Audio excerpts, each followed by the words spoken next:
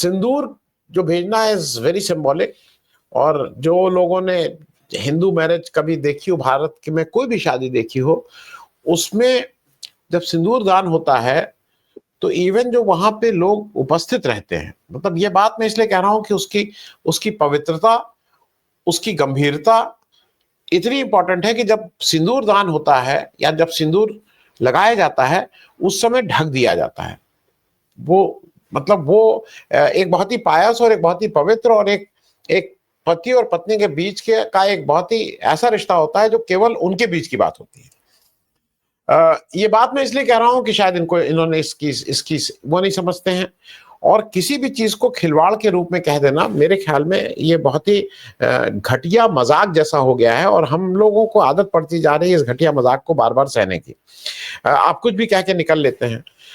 मैं इसके साथ एक सीरियस बात इसलिए कह दे रहा हूं, मेरे साथ अणु शक्ति सिंह जी हैं। मैं सबसे पहले अनु जी आप ही के पास आऊंगा, देश की बड़ी लेखिका हैं और इन इन बातों पे बेबाक होके बोलती हैं। और मुझे ऐसा लगा कि ये आवश्यक है कि मेरी जो बेटी है उसकी उम्र 35-36 साल है, तो वो मैं ये बातें इसलिए कह रहा हूं कि ये बात करने की जरूरत है।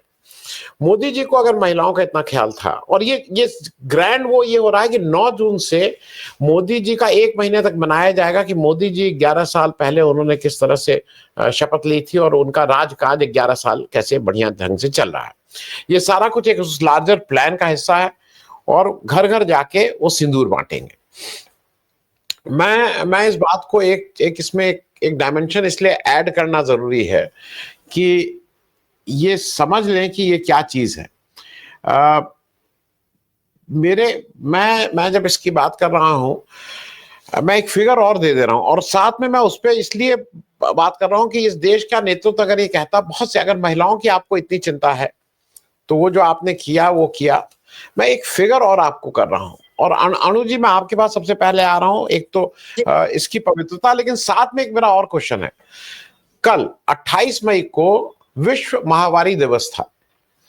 इस देश में जैसी फिगर है, मैंने रफ ये उससे निकाली है फिगर, हो सकता है कि 10-20% इधर उधर हो। इस देश के करीब 400 मिलियन 40 करोड़ महिलाएं को महामारी होती है, वो अलग अलग एज ग्रुप है। उसमें से आज इस देश में केवल 20 से 25% महिलाओं को ही सैनिटरी नैपकिन यूज करती हैं, बाकी उनके कोई यूज नहीं होता है। मैं उसके डिटेल में नहीं जा रहा हूं क्योंकि वो इस पे एक समय में हमारी एक टीम थी, बहुत काम कर रहे थे हम लोग कि वो कितना इनहाइजेनिक है, उससे कितनी कॉम्प्लिकेशंस हैं, बच्चों के स्कूल नहीं पूरे हो पाते हैं क्योंकि स्कूल में बाथरूम ठीक से नहीं है। लेकिन मुख्य कारण यह है कि वो अफोर्ड नहीं कर सकते हैं। अब अगर मोदी जी कुछ इस तरह का प्रयास करते हैं कि इस देश की हर महिला को महीने के उस दिन फ्री, वो उसमें कुछ पूछना ही नहीं है, वो मिलेंगे, तब मैं भी मानता कि भाई ये बड़ा अच्छा व्यक्ति है। महिला ये सिंदूर दान देना, मुझे ऐसा लगता है कि ये हर भारतीय महिला के साथ उसका अपमान है, क्योंकि ये बहुत ही सैक्रोसेंट है, ये बहुत ही सैक्रोसेंट है। इस सैक्रोसेंट चीज को, ऐसी चीज को मोदी जी उसको हंसी खेल अगर ठट्ठा और इवेंट बना दें। मैं पहला रिएक्शन अनु जी आपसे लेना चाहूंगा कि ये सरकार क्या करना चाह रही है। मुझे तो नहीं, मतलब मेरे पास कोई आंसर नहीं, मैं क्या बोलूं इसमें।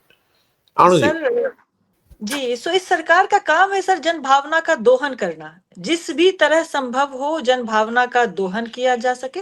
और सिंदूर एक्चुअली इन्होंने क्या किया कि चूंकि कुछ पहलगाम में कुछ नए हनीमूनर्स थे जो गए हुए थे, मैंने उस वक्त भी एक सवाल उठाया था कि ऑपरेशन सिंदूर क्यों। उसमें जो मारा गया एक आदिल शाह था जो मुसलमान था, एक केरल का व्यक्ति था जो कि क्रिश्चियन था। उसमें ऐसा नहीं है कि और ऐसा नहीं है कि सारे के सारे जो है वो किसी के पति ही थे। कोई हो सकता है कि कोई जो है वो एक सिंगल व्यक्ति हो जिसकी शादी ना हुई हो। और अब तक ऐसे कई लोग, ऐसे आतंकवादी घटनाओं में कई लोग मारे गए हैं जो कि नव विवाहित जोड़े थे। इनफैक्ट आप अगर याद करें, अगर जब वो जो कांधार में जिस हवाई जहाज, काठमांडू से जिस हवाई जहाज का को हाईजैक किया गया था, उसमें भी एक नया हनीमूनर था। अटल जी तो इन्हीं की सरकार है, इन्हीं की मानसिकता वाले हैं, फिर भी उन्होंने ऑपरेशन सिंदूर जैसा कुछ नहीं कहा। वो जो रचना कात्याल हनीमून पे ही गए हुए थे रचना कात्याल। तो दरअसल अब तक की जितनी भी सरकारें हैं, चाहे वो भाजपा की सरकार थी या कांग्रेस की सरकार थी, उन्होंने जन भावना का इस तरह दोहन करना नहीं चुना जितना इस सरकार ने चुना। ये जब कोविड आता है तो ताली और थाली बजवाने लग जाते हैं, दिए जलवाने लग जाते हैं, ये कभी भी ये नहीं बताते हैं कि उपाय क्या होना चाहिए। कोविड के टाइम में जब ऑक्सीजन की भयंकर कमी हो रही थी, उस समय इस सरकार को आप कहीं नहीं ढूंढ सकते थे, सरकार का कोई मुलाजिम, कोई नुमाइंदा कहीं नहीं दिख रहा था। पर जब ताली थाली और दिए जलाने की बात होती है तो मोदी जी सामने आ जाते हैं, क्योंकि जन भावना का दोहन करना होता है।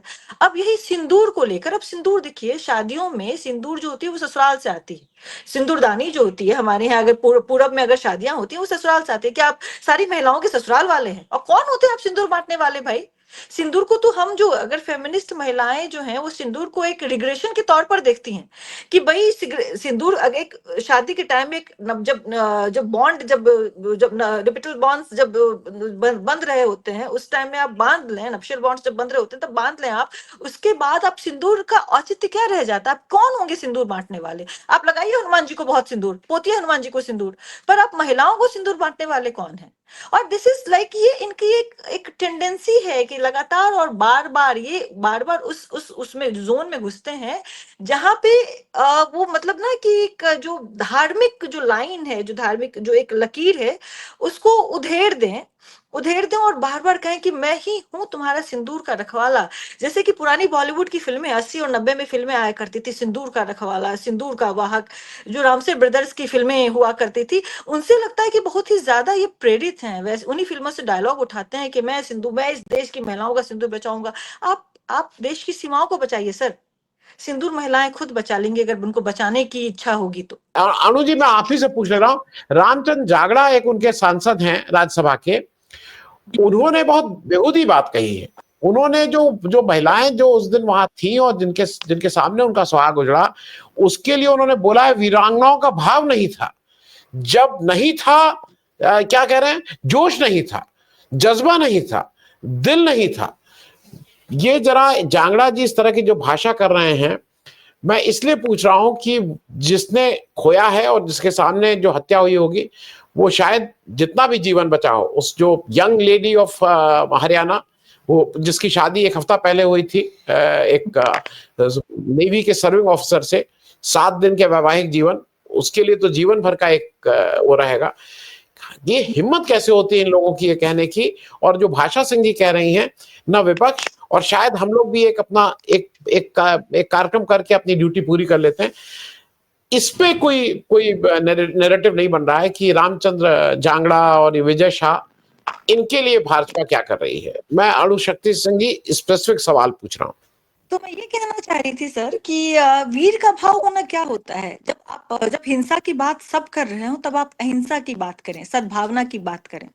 तो वह जो लड़की थी, नेवी ऑफिसर की वाइफ जो हैं, उन्होंने सद्भावना की बातें की। और अमूमन जो वहां लोगों ने किया वो सद्भावना की ही, जो अमूमन जो वहां पीड़ित स्त्रियां थी, उन्होंने उनमें से किसी ने भी बेतहाशा हिंसा की बात नहीं की। मुझे आप माने अगर मेरी बात कहें तो गांधी जी मुझे बेहद वीर नजर आते हैं कि लोग हथियारों के साथ तैयार थे और गांधी जी अहिंसा की बात करते थे।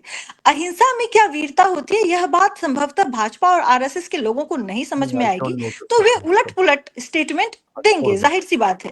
जाखिर साहब को यह नहीं समझ में आएगा कि किसी हथियार के सामने निहत्था हो जाना, उनको यह नहीं समझ में आएगा कि किस तरह से पूरी फौज को बिना किसी हथियार के दबा देना, अपनी बातों से शांत कर देना, कितनी वीरंगना वाली बात है, वो नहीं समझेंगे। और यही बात है, क्योंकि वो कंडीशनड पितृसत्ता में डूबे हुए एक हिंसात्मक रक्त पिपासा में उबे हुए लोग हैं, उर्वक पिपासा में मतलब से पूरे भरे हुए लोग हैं। उन लोगों को यह समझ में नहीं आएगा कि अहिंसा कितनी वीरता की बात है।